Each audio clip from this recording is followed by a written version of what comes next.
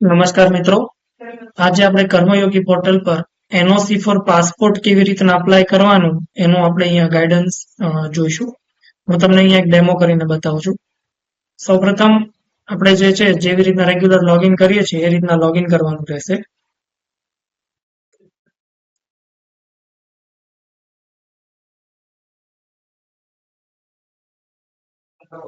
આ રીતે user ID, password અને ઓટીપી એન્ટર કરવાનું રહેશે.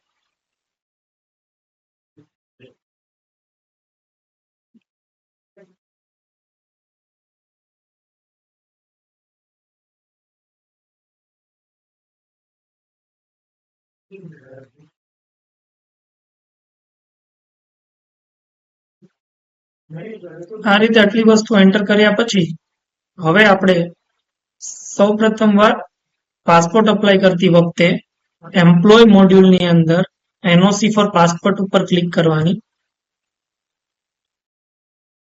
આ વસ્તુ જ્યારે કોઈ employee NOC for passport apply કરતા હોય એના માટે છે.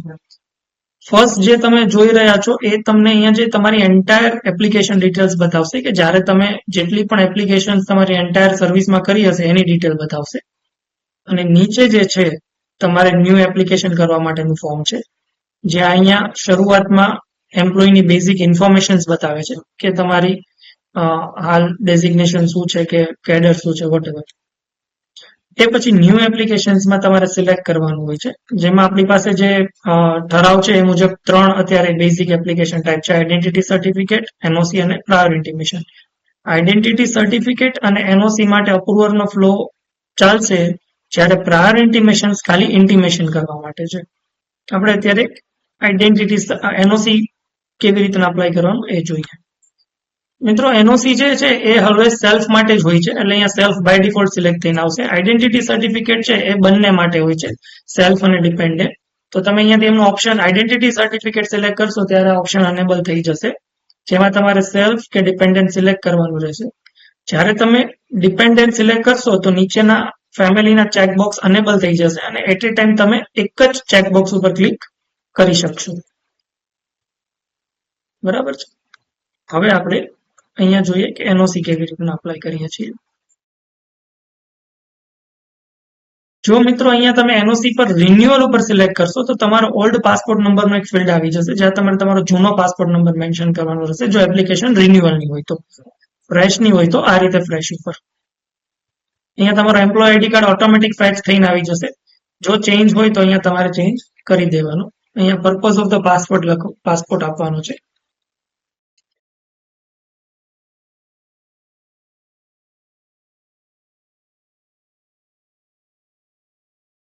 यहाँ તમારે એનઓસી પાસપોર્ટ ટાઈપ સિલેક્ટ કરવાની છે, weather it is regular, diplomatic or official.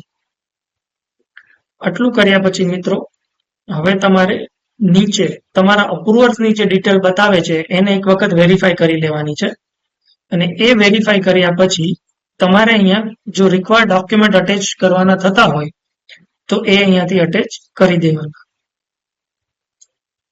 અહીંયા પર સિંગલ ફાઇલમાં 10 MB સુધીની અલાઉડ છે.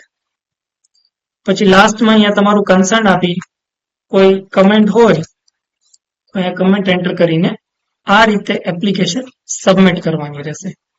મિત્રો, તમે જેવી એપ્લિકેશન સબમિટ કરશો એટલે ઉપર તમે જે મેં તમને ડેશબોર્ડ બતાવ્યું હતું માય રિક્વેસ્ટ ડિટેલ વાળું, એમાં એક એપ્લિકેશન પડી જશે. જ્યાં સુધી આ એપ્લિકેશનને એક પણ અપ્રુવર આના ઉપર કોઈ એક્શન નહીં લે ત્યાં સુધી તમે આ એપ્લિકેશનને એડિટ કરી શકશો. જ્યારે કોઈ અપ્રુવર આના ઉપર એક્શન લઈ લેશે તો તમે આને એડિટ નહીં કરી શકો. એ જ રીતના ડિલીટ પણ કરી શકો છો જ્યાં સુધી ફર્સ્ટ કોઈ અપ્રુવર ના લે. અને અહીંયા અત્યારે એપ્લિકેશન કોના પાસે પેન્ડિંગ છે એ તમને અહીંયા બતાવી દેશે લાઇન વિથ કોલમની અંદર. તો આટલું જે છે આપણું એપ્લિકેશન મૂકવાનું કામ યુઝરનું હોય છે. હવે આપણે અપ્રુવર કેવી રીતના આને અપ્રુવ કરશે એ જોઈએ. આને યુઝર આ રીતે જોઈ પણ શકે છે એપ્લિકેશનને.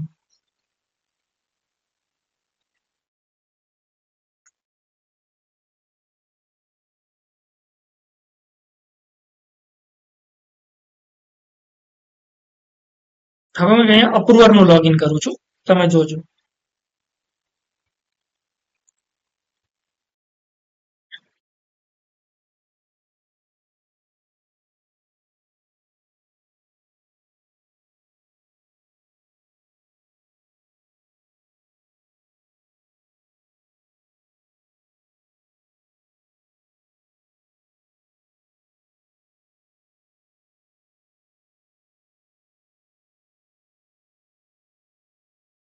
ત્યારે આ એપ્લિકેશન છે બે અપ્રુવર બે લેવલ સુધી જાય છે. તો આપણે અપ્રુવર ફર્સ્ટ નું લોગિન કર્યું છે.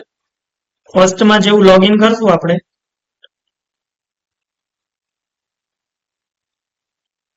આમાં આપણા પાસે એનઓસી અપ્રૂવ કરવા માટે બે રસ્તાઓ છે અપ્રુવર લેવલે. એક તો અહીંયા જે ડેશબોર્ડ છે ત્યાં એમનો કાઉન્ટ આવી જશે કે ભાઈ કેટલી એપ્લિકેશન અપ્રૂવ કરવાની છે. અહીંયા તમે મિત્રો જોઈ શકો છો કે ભાઈ એક એપ્લિકેશન આવી છે પેન્ડિંગમાં. તો અહીંયાથી પણ ડાયરેક્ટ જઈ શકાય. અધરવાઇઝ મેનેજર મોડ્યુલની અંદર એનઓસી ફોર પાસપોર્ટ અપ્રુવલ ઉપર ક્લિક કરીને પણ એ થઈ શકશે.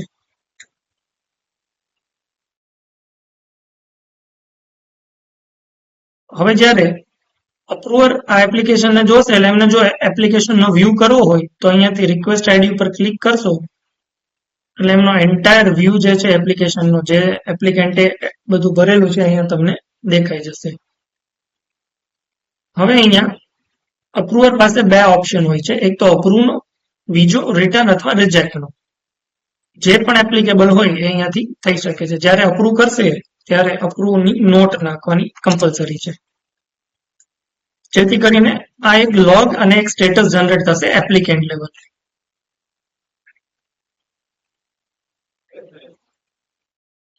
અપ્રુવર 1 માંથી આપણે છે એપ્લિકેશનને સક્સેસફુલી અપ્રુવ કરી છે. હવે આપણે અપ્રુવર 2 નું લોગિન કરીને જોઈએ કે કઈ રીતના વર્ક કરે છે.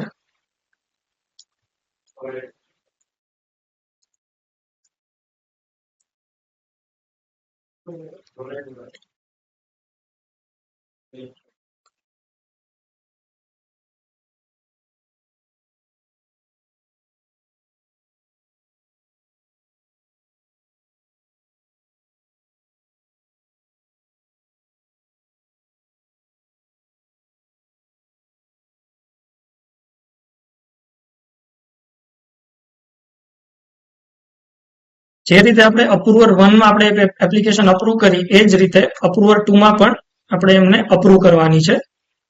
આપણે આ રીતે એનઓસી પર પાસપોર્ટ અપ્રુવલમાં જઈએ. અહીંયા ડેશબોર્ડ પરથી પણ જઈ શકાશે. સિમિલરલી જેવી રીતના અપ્રુવર 1 એ અપ્રુવ કરી આપણે અહીંયાથી પણ આ એપ્લિકેશનને અપ્રુવ કરીએ.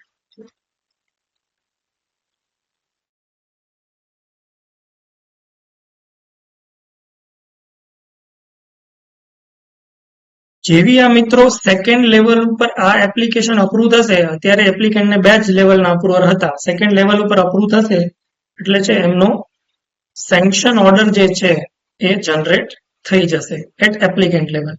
સાથે સાથે એમને એક એસએમએસ પણ જશે કે તમારી એપ્લિકેશન અપ્રુવ થઈ ગઈ છે અને એનો મેઇલ પણ એમને વિથ અટેચમેન્ટ જતો રહેશે.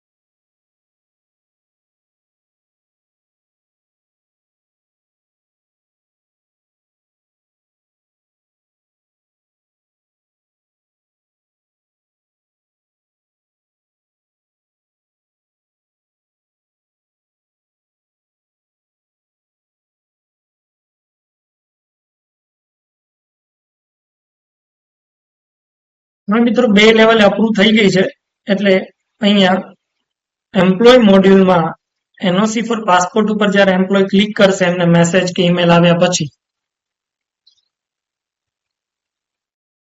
એટલે તમે જોઈ શકો છો મિત્રો કે અહીંયા જે એમની એપ્લિકેશન હતી એ અપ્રુવ થઈ ગઈ છે અને અહીંયા એમનો ઓર્ડર ડાઉનલોડનું પણ આવી ગયું છે. સમહાવ મિત્રો જો મિત્રો તમે અહીંયા જોઈ શકો છો કે અહીંયા એમનું એનઓસી ફોર પાસપોર્ટનો ડાઉનલોડ ઓર્ડર અહીંયા આવી ગયો છે. આપણે એને ડાઉનલોડ કરીશું. સાથે સાથે મિત્રો એ પણ ધ્યાન રાખવાનું કે કોઈ વખત કેટલીક વખત એપ્લિકેશન અપ્રુવ થયા પછી તમને એમ છે કે આને મારે કેન્સલ કરવી છે, કોઈ સમહાવ પોસિબિલિટીઝ નથી, તો અહીંથી રિક્વેસ્ટ ફોર કેન્સલ આપશો એટલે એ સેમ જેમ અપ્રૂવ નો ફ્લો થયો એમ કેન્સલ માટેનો પણ ફ્લો જશે. અને સાથે આપણે અહીંયા ઓર્ડર પણ જોઈ લઈએ કે જે ડાઉનલોડ થઈ ગયો છે આપણો. અહીંયા જે પ્રી ડિફાઇન્ડ ફોર્મેટ છે જે ગવર્મેન્ટ ઓફ ગુજરાતે આપેલું છે એ એનેક્સ્ડ અકોર્ડિંગ તમારું આખું ડિફાઇન્ડ વિથ જે રિક્વાયર્ડ ઇન્ફોર્મેશન છે ઓટોમેટિક ફિલ થઈને અહીંયા આવી જશે. તમારે આમને જે પ્રિન્ટ કાઢી અને જે આગળની પ્રોસેસ કરવાની હોય એ કરી શકો છો. તો આ રીતે આપણે જે એનઓસી ફોર પાસપોર્ટ વર્ક કરે છે. પ્લસ તમે સ્ટેટસ ઉપર ક્લિક કરશો તો અહીંયા તમારું એન્ટાયર હિસ્ટ્રી બતાવશે કે ભાઈ કોના પાસે એપ્લિકેશન ક્યારે ગઈ, કોને શું અપ્રૂવ કરી, કમેન્ટ કરી, એ પણ છે અહીંયા હિસ્ટ્રી જોવા મળશે. ધન્યવાદ મિત્રો.